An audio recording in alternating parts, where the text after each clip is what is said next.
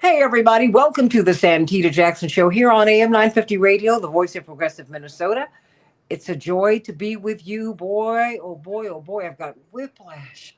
Every time I turn around, there's something else that happens in the news cycle. In the last hour, we were talking about uh, President Trump and Benjamin Netanyahu's ultimate plans for Gaza. But will they work? If you look at the pictures, hundreds of thousands of Palestinians are going home to the rubble. Like, I don't care. I will sleep on top of the rocks. This is my home and I'm going back to it. Well, something happened with Ahmaud Arbery. We've been talking about his case for several years now because it's not over yet, everybody. It's not over. And the prosecutor in the case, very, very interesting, because it turns out that really, hey, I'm a layperson. To me, she was involved in a cover-up of the murder. And she was just on trial for it. And I'm going to let Attorney Darrell Jones, chair of the Transformative Justice Coalition, former prosecutor himself, so he really does understand how this works, talk to us about it, because he and Attorney Barbara Arnline from the Transformative Justice Coalition have been monitoring this case since the beginning. Texas State Representative Ron Reynolds. And of course, as head of the Black Legislative Caucus in Texas, you come across these cases all the time. We've talked about them. And I need to hear from both of you just of what we're supposed to do with this. Because Jackie Johnson, let me get from the Atlanta Journal and Constitution, the trial of former coastal Brunswick County down in Georgia, which is where Ahmaud Arbery had been killed. The former district attorney, Jackie Johnson, her trial came to an abrupt halt when the presiding judge dismissed her remaining felony charge on a technical flaw. She was indicted by Georgia Attorney General Chris Carr's office in 2021 and accused of hindering the investigation into Ahmaud Arbery's murder. But the prosecution's case floundered from the start, which is what you kept telling me when you were down in Georgia. And I kept monitoring, I kept following it. And Senior Judge John R. Turner on Monday took the rare step of throwing out Johnson's misdemeanor obstruction charge. I need you to explain what you did, because I'm trying to figure out why it was a misdemeanor obstruction charge. Because State Representative Reynolds, when we hear what she did, she sounds like she was an accessory. I mean, I'm just saying this as a layperson. She helped with the cover up of the murder. And I just want you to go back, because you were involved in it from day one. You were observing this from day one. You and Attorney Barbara Arnline are two of the most brilliant lawyers in the country in this space. And of course, you are on WOL every Tuesday. Everybody, WOL in DC at 12 noon Eastern Standard Time. I urge you to watch and listen to their show. It is a great, great, great, great show at 12 noon every Tuesday, Eastern Standard Time. What happened down there? First of all, who is she and what did she do in this case? Well, thank you, Santita. And let me tell you, this is just an incredible case from the beginning. As you know, the listeners will remember, Ahmaud Arbery was a 25-year-old African-American man who, loved to jog, loved to run. He loved to stay in really good shape. Went out for a run, went through Satilla Shores, which is a white neighborhood. And while he was on the streets, some of the neighbors there saw him running. They saw him stop in a vacant house that was under construction. And he was, he had an interest in being, doing electrical work, that type of stuff. So he was looking at all the electric and he was just sort of looking around.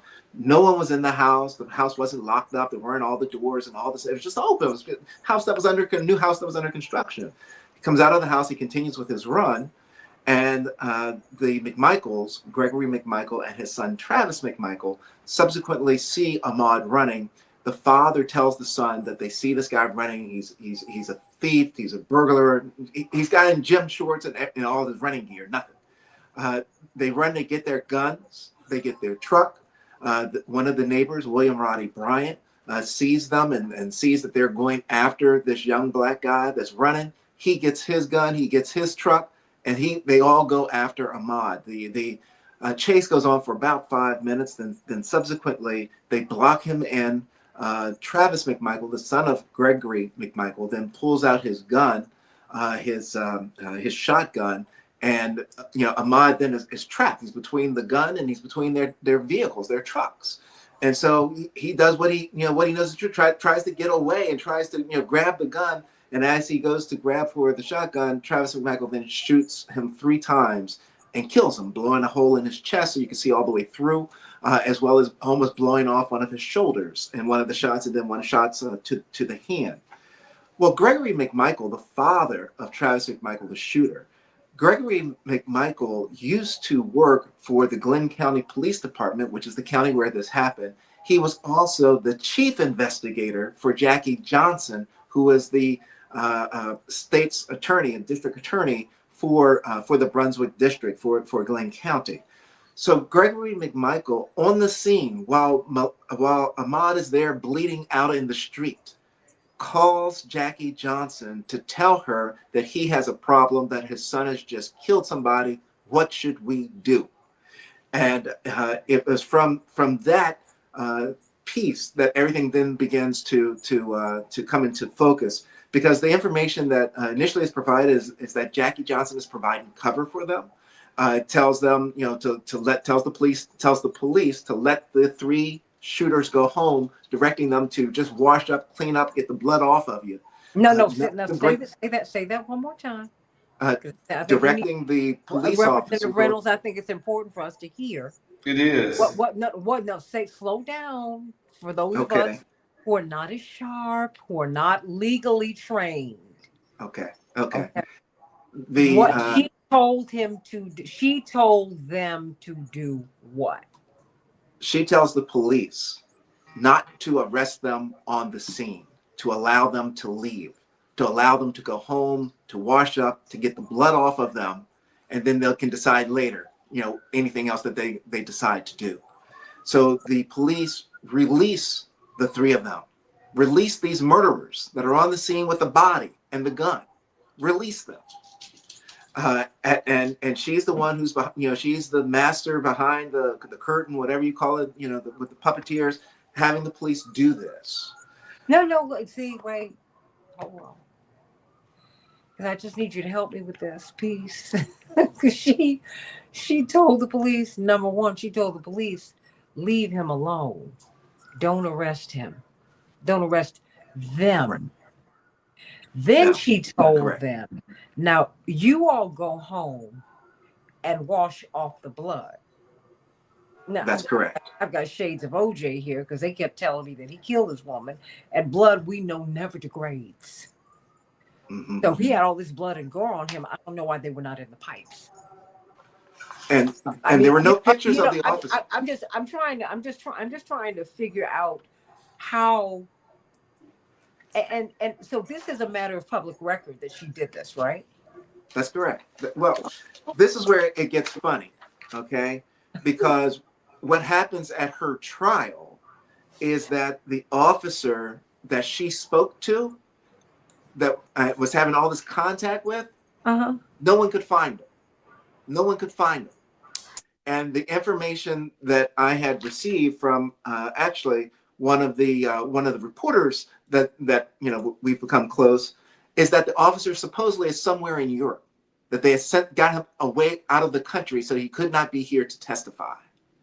That's the information that was received. So that officer was not here and able to talk about the conversations that officer had with Jackie Johnson. So from there, what then happens is that Jackie Johnson proceeds to find another state's attorney that is supposed to stand in, because she believes she has this major issue now that she has to recuse herself because of Gregory McMichael having worked for her as her chief investigator for so many years. So ordinarily what would happen is that once a prosecutor recuses themselves from a case, recusal is the word that we use to say, I'm removing myself, I want someone else to come in, another prosecutor who is unaffiliated, because we do not want any appearance of any impropriety. I don't prosecute my friends because, the appearance is that I'm going to help my friends out. So I don't prosecute my friends. So Jackie Johnson gets the neighboring prosecutor, Barnhill, George E. Barnhill, right, to say that, okay, well, I'll take a look at this case and blah, blah, blah, blah, blah. Ordinarily, what would happen at that point, there would be no more communication between Jackie Johnson and George Barnhill. Period. No communication. Definitely no communication about this case. What came out in this trial is that at a minimum, there were 6 or 7 telephone calls between Jackie Johnson and the new prosecutor subsequent to the shooting. Subsequent to the shooting. And so, what it leads to, us to understand is that she's still involved in this. That they're still working this thing out between them so that these guys don't get arrested. The net result of all of this was that those 3 men, for the time period that the investigation was going on, The were men who not murdered arrested. Ahmaud Arbery. The murderers, right, The were murderers. never in handcuffs during that period. The murderers. And They let's were be never clear. in handcuffs. Wait a minute. The Hold film on. that they saw. Hold that thought, because you know what? I got one of your colleagues who joined us. He's on his way to do Roland Martin's show. The All president right. of ACP in Georgia, Gerald Briggs, also known as Papa G. How y'all doing? That's another. You got an all alpha show today, Santita. I She love does. it. I love it. That's right. And you've got your Delta girl. That's right. We loving it. We loving it. I just wanted to give a shout out, even though he got that bow tie on. Right there, what we doing. I mean, but let us know. I mean, Daryl, what were you saying? Because what he's telling us about this case, Attorney Griggs, is so insane. Yeah, Daryl was there the whole time. I came in for all the fireworks on Friday, and we all kind of had a conversation at that point because we kind of knew where it was going. But I was hopeful that, the state had some more bullets, in their quiver to, win this case. But ultimately, it boiled down to, and I've talked to a couple lawyers up here, many former prosecutors who were just as disturbed by what they saw as we were down there. This was a rookie mistake. I mean, you could have fixed this indictment well before that because, she swore an oath in 2010, but then she, swore another oath in 2014 and then again in 2016, I believe. And the 2016 is the one that mattered. So the judge's hands were kind of tied. Mm-hmm. Daryl, Attorney Griggs, what did you see? Because Attorney Jones took us through what's just absolutely mind-boggling, quite frankly, just Jackie Johnson, the then prosecutor, saying, hey, don't arrest these guys. And as for you 3 men, go home, wash yourselves up, and we'll work this out from here. And I guess the what did you say, Daryl? The police officer to whom all of this was told, he's in Europe now, so no one can find him. Right. I mean, Attorney Griggs, what what is going on here? And does she still have a license? Well, yeah, she has a license, and there probably won't be any action on her license now that she's been exonerated. So she's probably going to go back to the practice of law. I'm just going to be honest with everybody. I had a conversation with my mentor who was lead counsel on this case, and he kind of warned me a month ago that there's a possibility of something like this happening. And, my thing is, as an attorney, I trust my gut. And I knew I had investigated this case, so I knew there was evidence. So I was just hopeful he was wrong. But it appeared as though the Attorney General's office did not put the effort into this case that was necessary. And so my hope is, and this was evidence in the case, especially the part I saw, there was a cover-up. Glenn County Police, according to George F. Barnhill, and that's interesting because there's George F. Barnhill, there's according to George E. Barnhill, who's the father, and George F. Barnhill is the son. The Glenn County Police Department had already made up their mind that this was self-defense. And so they were just there to determine, give them a second opinion about, whether or not they should arrest anybody. And the sitting district attorney in the Waycross Judicial Circuit asked the question, why was nobody in custody? Because typically you arrest somebody and then you figure it out on the back end, but they had already figured it out on the front end. So I think there was sufficient evidence to charge the police with the obstruction and the violation of oath. And so hopefully, there will still be some legal action taken, because there was definitely a cover up. And Santita, one of the things that was really interesting, and as Gerald was talking about, I was thinking about this. One of the things that came out during this trial was that when George E. Barnhill, the father, went over to talk to the Glenn County Police about the incident for them to do their presentation, his testimony was he did not ask any questions. He didn't question the police about what happened. They just presented everything to him, and he said, "Oh, well, yeah, sounds like that could be self-defense to me." No questions asked by that prosecutor that's doing the investigation to make that determination. And he had, and I believe, saw the film that everybody in the country now has seen. Who are the Barnhills? Who are these people? So so you had 3 sets of prosecutors look at this case. So you had Jackie Johnson, who is the Glenn County prosecutor. Then you had the Waycross prosecutor, that's George E. Barnhill, who testified, the father. And then you had Tom Durden, who was the 3rd prosecutor in the case, who actually, presented it to a grand jury, got the indictment. And then you had a 4th prosecutor, which was from Cobb County, who actually, participated in the case, and they tried the case. That's Joyette Holmes. And then she lost her election. And then Flynn Brody, ultimately, his team was the one who prosecuted at the state level, Travis and Gregory McMichael and William Roddy Bryant. So you had 5 prosecutors, 2 of which were integral in making sure that no charges were ever pressed. So that's why you had Jacqueline Johnson indicted. And then there was some question as to whether or not something should happen to the Barnhill, George E. Barnhill. That's from the beginning of the case. But Mr. Barnhill testified. He's the one that penned the letter that basically was not supposed. That's another interesting fact that came out. That letter was never supposed to be made public.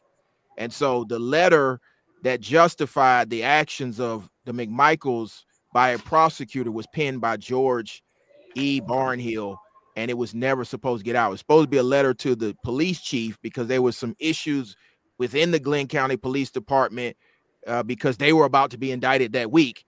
And so he wanted to make sure that there was a record of the prosecutorial opinion on this case. And he was asked the question, well, if you were going to present it to a grand jury, which he said he was going to do, but then COVID happened, if you were going to present it to a grand jury, then why pen the letter? Like, it seemed like you were trying to tell the police that it wasn't going to a grand jury, but it's going to go to a grand jury. It just seems like there's so many conflicts of interest here, and no one's saying anything.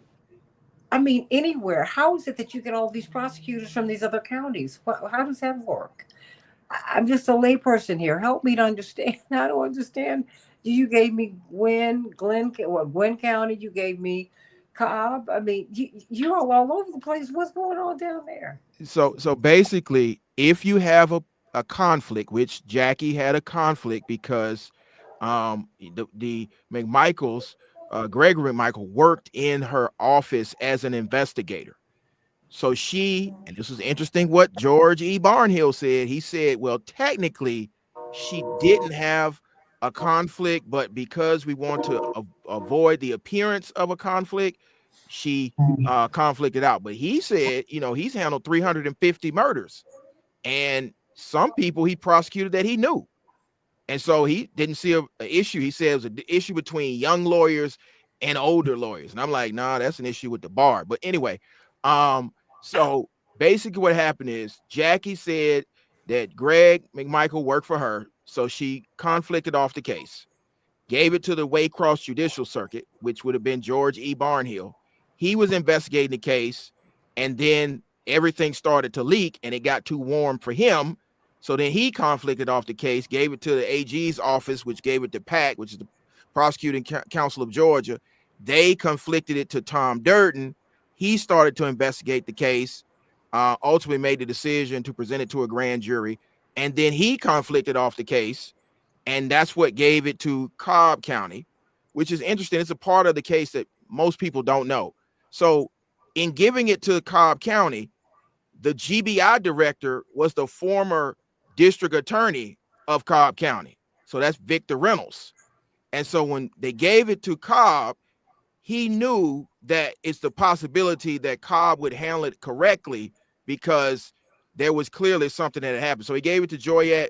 Joyette presented it to work the case up, put the prosecutors that were on the case, and then ultimately she lost her election. And then Flynn Brody ended the case by having the trial. So it was a lot of moving parts there, but the ultimate issue was there, in fact, was a conflict. Under Georgia law, there was a conflict. It wasn't just, maybe it's a good idea. No, there was if somebody worked in your office and they are investigated for a murder, it's a good idea under the bar rules to conflict that out. Right, and there was he was the chief investigator. And Santita, one of the things I want to add to what Brother Griggs was saying is this, and he kept emphasizing George E. And the reason that he was doing that is because George E. Barnhill was the prosecutor that Jackie Johnson referred the case to. Why that became problematic is because there's also his son, George F. Barnhill. George F. Barnhill works for Jackie Johnson. So where she's referred the case is to the father of somebody, and if I understood her correctly, they have 3 assistant district attorneys that are in that area with her. So she referred the case to the father of one of the 3 people that works under her. So and that's the reason that you see all this collusion and all of this stuff that's coming together. And so the 6 or 7 phone calls that you see that then go between Jackie Johnson and Gregory McMichael, the killer. There are a whole bunch of phone calls that goes on there, and you're like, why are you talking? And one of the reasons that when Jackie Johnson testified, she said that one of the reasons that she called Gregory McMichael was because there were threats. There were threats in the community, and she wanted to be certain that he was okay. Well, wait a minute. Threats are a crime. Why are you calling? You know this man is up for a murder, and you know that you've been recused from the case. What you should be doing is calling GBI or calling someone else to have them get involved in investigating that. She should not be having these communications. We don't know what went on in that conversation between her and Gregory McMichael. And I tell you the other piece, and Gerald, you please correct me if I'm wrong. The other piece that's here, Santita, is this. We talk about the 6 or 7 phone calls that went between Jackie Johnson and Gregory McMichaels. That's by the only phone number we know of for Jackie Johnson. We don't know what she did on her landline, if she has a landline. We don't know what she did on any other phone that in terms of communicating. So there's all kinds of communication issues and concerns that are there that just wasn't brought forward. It just it's a horrible situation. Before you go, because I know you've got to do Roland Martin's show, and please give him my warmest regards. What is our takeaway? Because I certainly want to hear from New Texas State Representative Ron Reynolds, because there's got to be some legal remedies here. But I need to know what the takeaways are, because Attorney Gerald Griggs, president of the state NAACP of Georgia, this is the corruption it's rife with corruption, and no one is saying anything from the beginning. Don't arrest the murderers. And now they're standing looking over a boy who's got a hole the size of a softball inside him. They see it. They see the blood all over these men. She says, okay, now you all go home and wash it off. Are you serious? Did anyone check their drains? I mean, President Griggs, what is this? It was a good old fashioned lynching. And but for Roddy filming it, they would have gotten away with it. And so, to talk about what Daryl talked about, what the threats were? The threats were the Georgia NAACP amplifying this case. They said because Georgia NAACP with their 500,000 followers amplified something that was being said by a local activist, they were afraid. So that's why she had to call the McMichaels and she had to call Barnhill and everybody else, because, the good old fashioned NAACP is causing problems. But the ultimate issue and the ultimate takeaway here is we always have to keep our eye on everything that's happening. And that's why my hat is off to Daryl and Barbara for being there all the way through, because but for them staying with this family and but for us using these social media platforms, this would have been covered up. I'm sure of that. Absolutely. And now to see what happens when the pressure is let off, and unfortunately our people are having to learn we can never let the pressure off. We see now that in the era of Trump, even when you have a strong case, there are ways to make sure a case doesn't see the light of day. And I still want to believe in some of the prosecutors in the state of Georgia, but having talked to some of the best prosecutors today about what happened, this was elementary mistakes. Mm-hmm. And so my hope is, and I've had opportunity to speak with the Arbery family, and they are dedicated to continuing to fight, and we're going to continue to fight with them. I know that that Daryl and Barbara will be with us 100% of the way. I think that the police department, people in the police department, need to be charged, because we clearly heard evidence of collusion and crimes by the police department. So I think that should be the next step by the attorney general. And my question to him would be, I hear you might be running for governor. Well, if you want to run for governor, you got 3.3 million black people in the state that are a little disheartened by what your office just did. And so you might want to make good on justice applying fairly to everybody by starting with charging members of the Glenn County Police Department, because there's clearly evidence that they covered something up. So there is a next step. There's always a next step. Now you can't appeal what happened with Jackie here because jeopardy is attached. So Well, wait. Can you not? Cannot someone? I mean, I think she should be disbarred for her actions. I mean, do we have any space to have her disbarred? Well, She I should mean, not be practicing law. there's always a possibility, but I'm gonna tell you what the bar is going to say. If the Please. bar is going to say that if she was not convicted of these allegations, it's a very high standard to disbar her. She has to be convicted of a felony. Now, you can allege that she has done some things that are of moral turpitude, but without that conviction, it's very difficult. And I think that with what happened earlier today and a few days ago with the dismissal of the other count, I think that's a high bar to meet. I think ultimately this falls squarely in the lap of the prosecutor. And again, I want to give them the benefit of the doubt, but when you mess up a date of a swearing in that bad, where you could clearly just fix the indictment, you could re-indict it and put it right there, and we get past summary judgment and we get to a verdict. I like the jury. I like to make, when I walked into the courtroom, I looked at the jury. I was like, okay, they look like they might be able to discern what actually happened here.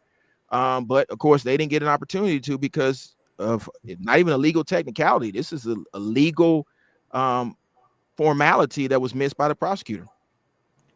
Attorney Gerald Griggs, President, Georgia NAACP. We will continue to follow this case because I know that there are next steps, and I hope that you all will pursue them. Because I have to tell you, I want to hear from you. Want you to hear from Texas State Representative Ron Reynolds at least a little bit before you go. What do you make of this? This is a lot. Well, certainly it is, Santita, and I definitely am going to ditto everything that Gerald said, and giving a shout out to Daryl and Barbara Arwine with the Transformative Justice Coalition. They were on the ground when the cameras weren't on. They were with the family. They were pushing it. They were, in the spirit of John Lewis, making good trouble, necessary trouble, to make sure that Jackie Johnson was brought to justice. And they did their part, but for their efforts, she never would have even have been charged. So I want to thank them, and I want to thank Gerald for being relentless with his leadership with the state NAACP. And this is an example of a miscarriage of justice. This is what you see when you have white privilege. I can assure you that if Jackie Johnson was black, she would not have been afforded those privileges. I can I mean, assure you, even as a prosecutor, because I'm yeah, looking as at a prosecutor, and Kim I can Fox, who's been chased out of office here in Chicago, definitely, with yeah, Marilyn Mosby, right? correct. And if the roles were reversed, and Ahmaud Arbery had killed an unarmed white man while he was jogging in the neighborhood, I don't think that the things would be the same. I don't think that the prosecutor would try to cover up. So this is a classic case of modern day lynching, racism that still exists in our criminal justice system. And I think that this is a classic case where we need to continue to shine a light on these disparities that exist and how the injustice happens in plain sight. There are so many conflicts of interest. There were so many missteps. I'm the only good thing I can say about this is that the citizens had it right when they fired her by making sure that she was defeated. She had been a prosecutor, the district attorney for a decade, and she was defeated, and based on the election after a recall. And so that's the only justice that I've seen so far. And we have to continue to speak truth to power. We have to continue to speak out so this doesn't happen again. Even though, as Gerald said, that jeopardy has attached and she may not be able to, won't be able to be retried.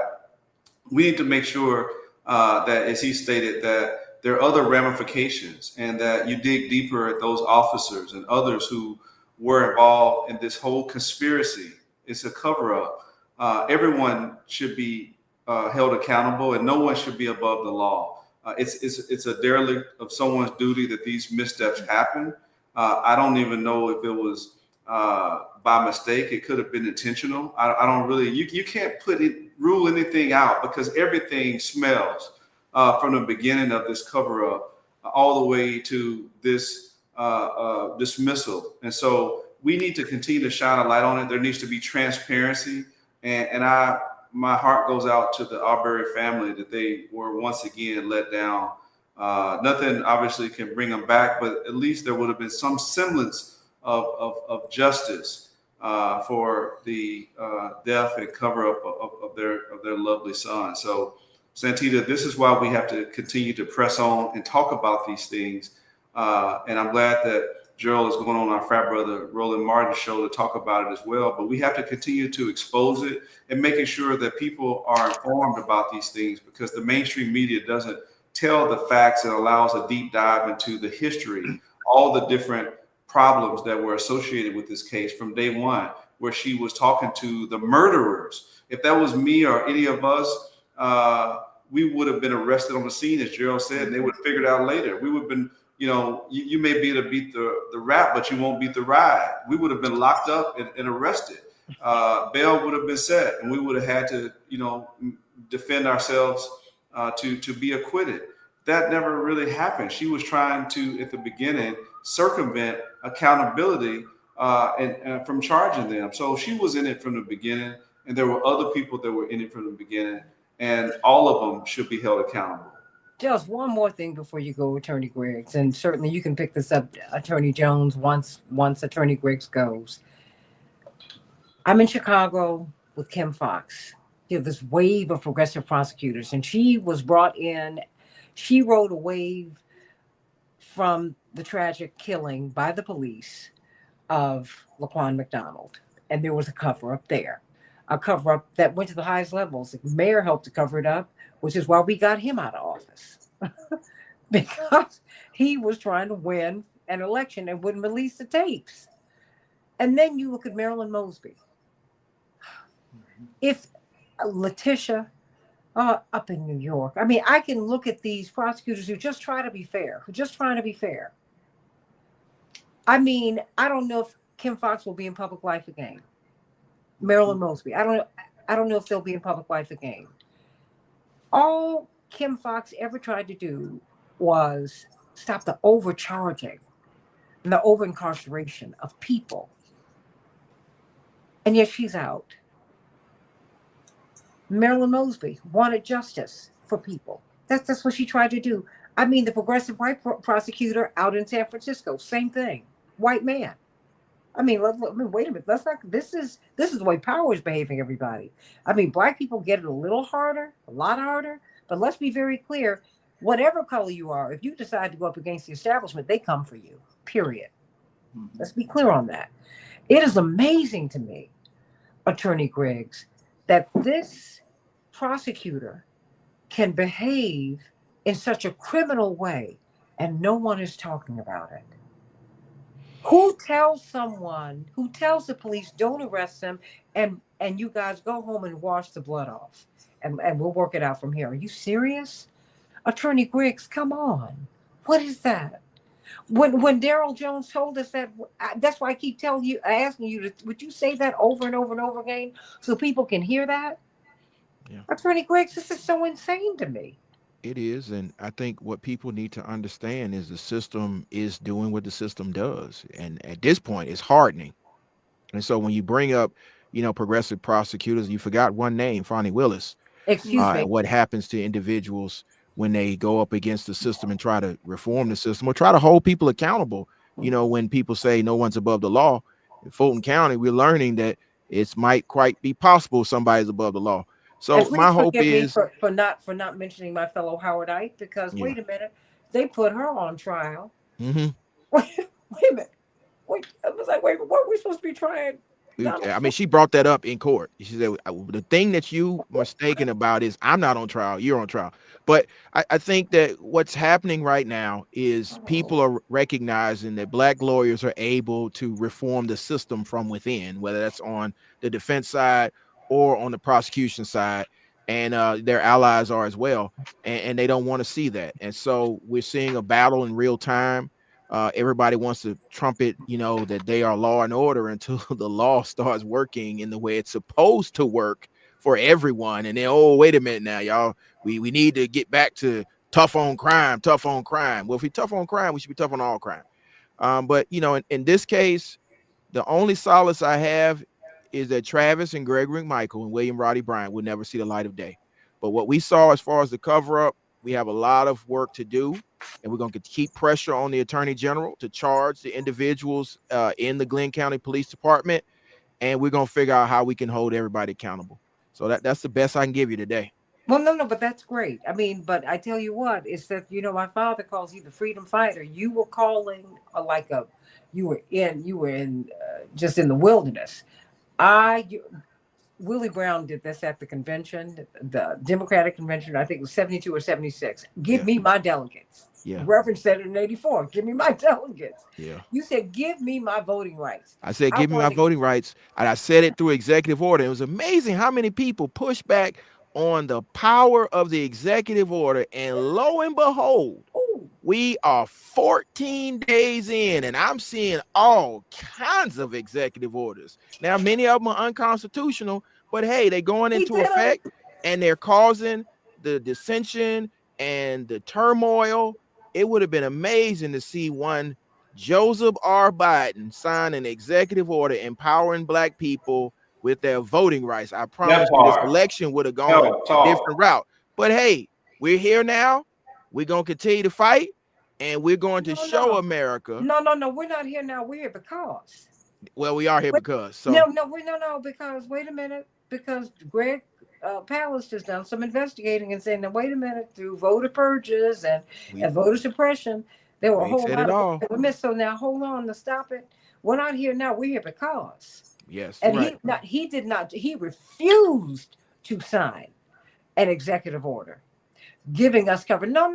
See, I don't believe in giving people space on that. See, I'm that one. I Okay. agree with you. No. I'm not gonna give him space. I'm not gonna give him space. I'm not going to give him space. And y'all can get mad with me if you want to. And I love you. But that's all right. We just have a healthy disagreement here. Because you know what? Our voting rights are sacrosanct. These slave amendments, hey, I'm not a citizen unless I'm free, unless I have my citizenship papers, and unless I got the vote. They're all tied together. And this man wouldn't give it to me. I haven't forgotten that, and I never will. Thank you. What were you saying, Attorney Griggs? I was just saying that we raised the alarm, we sounded the alarm, we told him in the first 100 days to do it. He wanted to do infrastructure and other things, and so we're here now. And he But didn't want to do that. And no, but Reverend kept saying, he says of you every time I mention your name. What does he say about Gerald Griggs? He says, freedom fighter, freedom fighter, freedom fighter, freedom fighter. that's the ultimate compliment that can be paid by Reverend. So I accept that. I'm gonna fight, and I got to go over here and talk to Roland. So I appreciate We y'all, love you. and we're gonna keep fighting. Thanks, Daryl. Thanks, All Ron. right, I'll see brother. y'all later. Yep. Take God care, bless. Brad. Oh, I'm just surrounded by all of this alpha love. But you know what? They love Deltas at Howard University, so I'm not mad. And the Qs went out with the AKAs. I can't figure it out. But at Howard, that's how we were rolling. The alphas and the deltas were together, and then the Qs and the AKAs. Go figure. Okay. Little inside talk for all y'all who in the Divine Nine and went to black colleges and no black folks in fraternity sororities. Santita, can I just make a quick comment on something that you and Gerald were just talking about? Yes. I know that Barbara and Daryl have been transformational in pushing for voting rights as well. And I think Daryl would probably share the same disappointment that President Biden, although he was right on a lot of issues, he didn't push and lean in hard enough. And I know we've stated that before on voting rights. The most fundamental right we have as American citizens is the right to vote. And when I met you, Santita, it was because we were pressing for federal voting rights legislation in DC because the what we call Jim Crow 2.0 Senate bill that was rolling back voting rights for Texans that look like me and us and other minorities. Well, lo and behold, we never got that voting rights legislation passed when we had a Democrat majority in the House and in the Senate. Because the Manchin and Sinema hid behind the filibuster. But one of the big disappointments was that President Biden did not, through executive order, do more. I know that President Trump is certainly wielding the power. We don't like what he's doing, but he's doing it anyway because that's what his voters sent him there to do. Some of them, that is the more. No, wait a minute. I want him to pull back as much as he can on RFK, MLK. And JFK. Right. There are one or two things that he's doing that make me go, you know what, I want you to do that. Because, USAID, we need to understand their role in not just soft power, but in being the soft power behind hard coups. Correct. Yeah. So I don't care what his logic is. No, I agree. But what I was saying is, I think to your point, one fair criticism is that, and one of the disappointments of Democrats is that when we hold the power, what do we do with it, right? We don't lean in harder enough. We go soft and they go hard in the paint. And his base is happy with him right now. They're happy that he's dismantling DEI and going after the LGBTQ and immigrants and whatnot. They're high-fiving. They were high-fiving when he... But wait a minute. Do you know what I just read? They're not really doing the raids now. That was performative. Yeah, it's performative, right? Well, no. That was for them. Yeah. But and I'm going to bring this gentleman on the show. He's from the Center for, I think, Immigration. It's in Washington. It's a think tank, and he helped me to do some other thinking about what's happening with immigration and migration. Because one thing that corporate media do not talk about, and you and I, we've talked about this on this show. We've talked about the H-1B visas, but no one ever wants to talk about the Tent Partnership for Refugees, which was a program. The memo of understanding was signed by the man who's fourth in line for the presidency at the time, Anthony Blinken, who was the Secretary of State. It was 300 companies in. It's more than 400 companies now. They are bringing them in to do the work. In a post-industrial age, you don't need that. Slavery, part of what prompted the end of slavery was we were moving into the industrial age. We didn't need that. We had, we had AI. You had machines that could do what people would needed to do for 200-300 years, or up until that point in history. So I mean, and that's why I'm trying to find out from you legislatively, because you are a lawmaker. I mean, what is there anything that can be done legislatively about something like this, Representative Ron Reynolds? I mean, because this is not just a Georgia problem. No, it's not. It's an Illinois problem. It's a nationwide problem. You're in the state, the most Right. popular That's state right. for Black people Right, in the right, United States. right. Yeah. I need you to help me with this.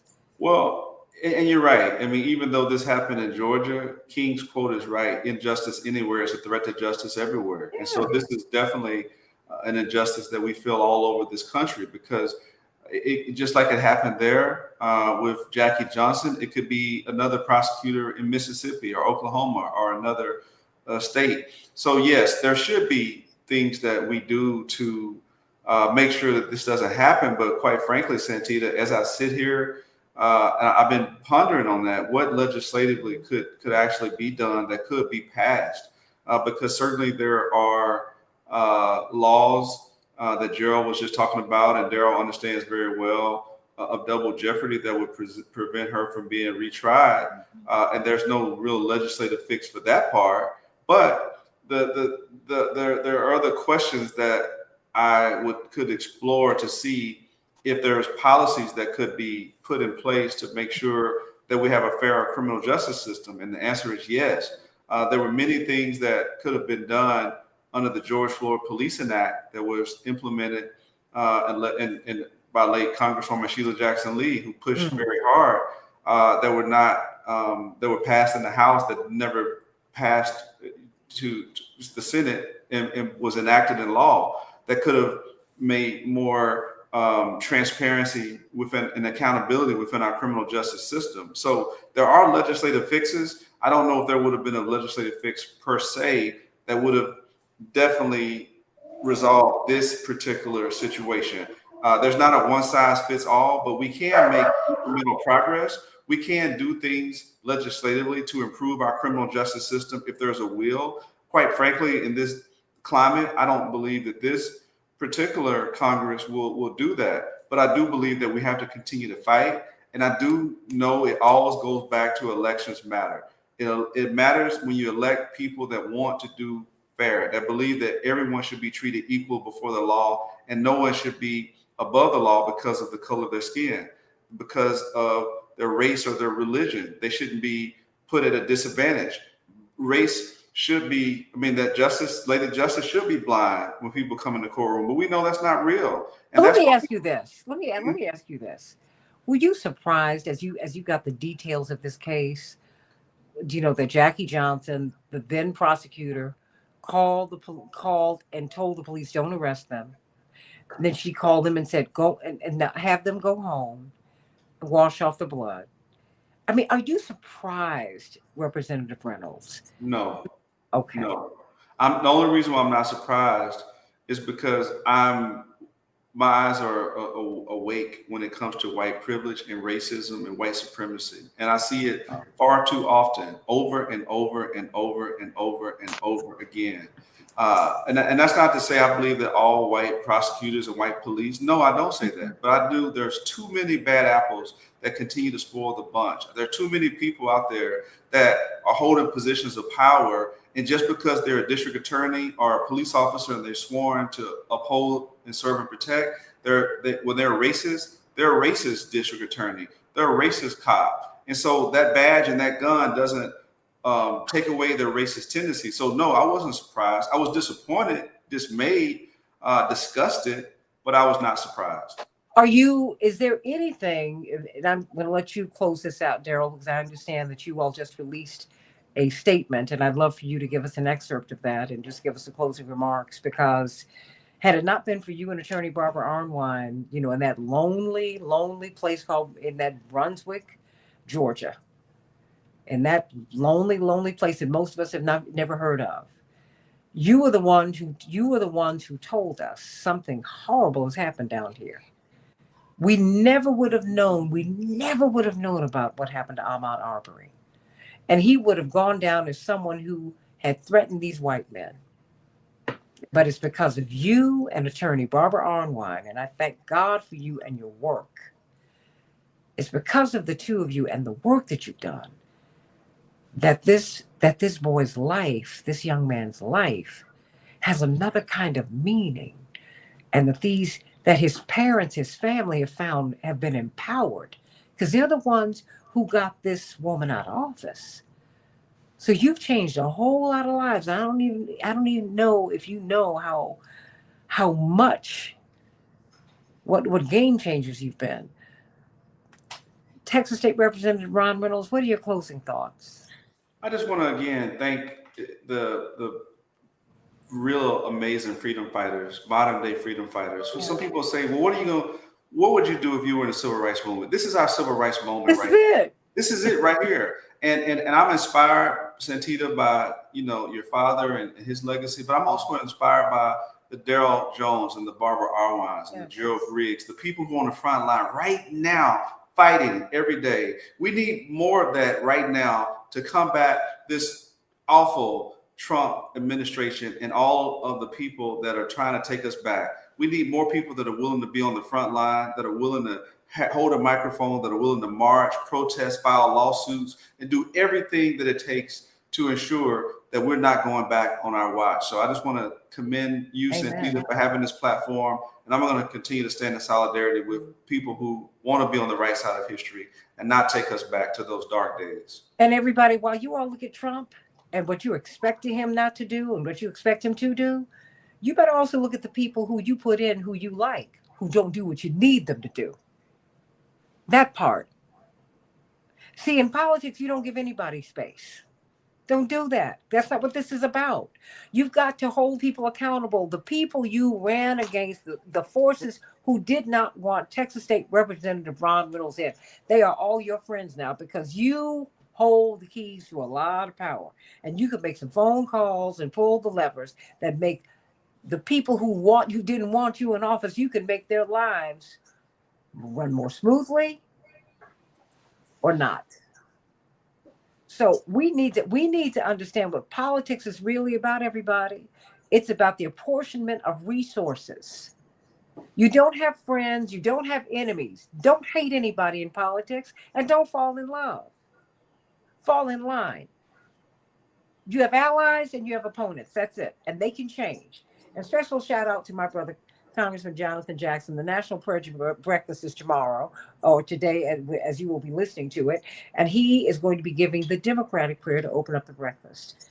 His colleagues, Republican and Democrat, they have a Republican and they have a Democrat. And I'm so proud of him. I had to say that. I love you, Johnny. Congressman, I love my brother. I just do. He's my baby brother and I love him. But Attorney Daryl Jones, thank you for the work that you are doing. And you all getting a whole lot of love. Jewel, stay in New York. Representative Reynolds is married. Just so that you know, girl. It's all right. It's all right. She's sending you and Gerald Griggs much love. Oh, she's already sent you love, Daryl Jones. Okay. Attorney Jones, what do you want to say? Because you all just thank you for helping us to see this, because you know what, you're making us, Representative Reynolds, vigilant about the law and about the rights that we have. If we're arrested or if we're pulled over, we need to be vigilant. We need to get involved in organizations, because when you are having trouble, you need to know who to call. Many of you don't even know whom to call. How would you like to close this out? The last 2 minutes belong to you. Yes, Santita, if I may, I wanted to close it out with the statement that Marcus Arbery, the father of Ahmaud Arbery, along with the Arbery family and our organization, has put out. And it reads, in roughly 20 days, my family will face again February the 23rd, the date of Ahmaud's lynching in Satilla Shores. There's no word in the English language to describe a parent's loss of a child. Today's verdict in the Jackie Johnson trial is a bitter conclusion to a 5-year battle for 100% justice for Ahmaud Arbery. We promised at Ahmaud's gravesite that we would fight for complete justice for him. Although we acknowledge today's verdict, we will never accept the injustice that my youngest and innocent son, Ahmad, experienced during the vicious 5-minute manhunt, capture, and senseless killing. No amount of litigation can bring Ahmad back to life. Our family will forever be traumatized by this killing. All of the trials have been painful to watch. It's been our dedication to justice for Ahmad and our strength in God that has carried us through these trials. There were so many troubling occurrences surrounding the mishandling of this case by the Glenn County Police Department and our elected prosecutor. While Jackie Johnson's charges may not have met the criminal system's burden of proof, her actions and inactions did cause an unparalleled burden to my family. The suffering from the delayed prosecution and stress from all of the cases will last with us eternally. This ordeal underscored to our family the importance of voting for local prosecutors who possess unbiased integrity, who will keep the trust of the community in prosecuting cases. We've traveled across the country encouraging communities to be involved in local elections, especially those involving local prosecutors. The prosecution of Jacqueline Johnson has served to strengthen our resolve to encourage communities to vote in local elections. The Arbery family and Transformative Justice Coalition extends our gratitude to the members of the jury for their time, service, and commitment to being good citizens. We also thank all those people and organizations that stood steadfast beside us during these hard times. Our hearts will forever grieve Ahmaud's brutal slaying. We will continue to honor his legacy every February 23rd and every day that our bodies are blessed to have breath. We will continue to fight for 100% justice for Ahmaud and will join others that are fighting for justice for their slain children throughout this nation. Long live Ahmaud Arbery. And may God bless his family. May God bless his family. And you know what, everybody? Get out there and do the work. Wherever there is injustice, if you don't fight it, you're complicit. It really is that simple, everybody. We have an obligation, a spiritual obligation, to fight all that is evil and wicked in this world. We have an obligation to make things right. Get registered to vote. And vote for someone more than you, beyond yourselves. It's important for you to understand that the people you elect will impact everybody's lives. And if you keep living long enough, they'll impact yours or someone or the life of someone you love. You never know where your life is going to go. My pastor's wife put it this way: you know where you've been, but you don't know where you're going.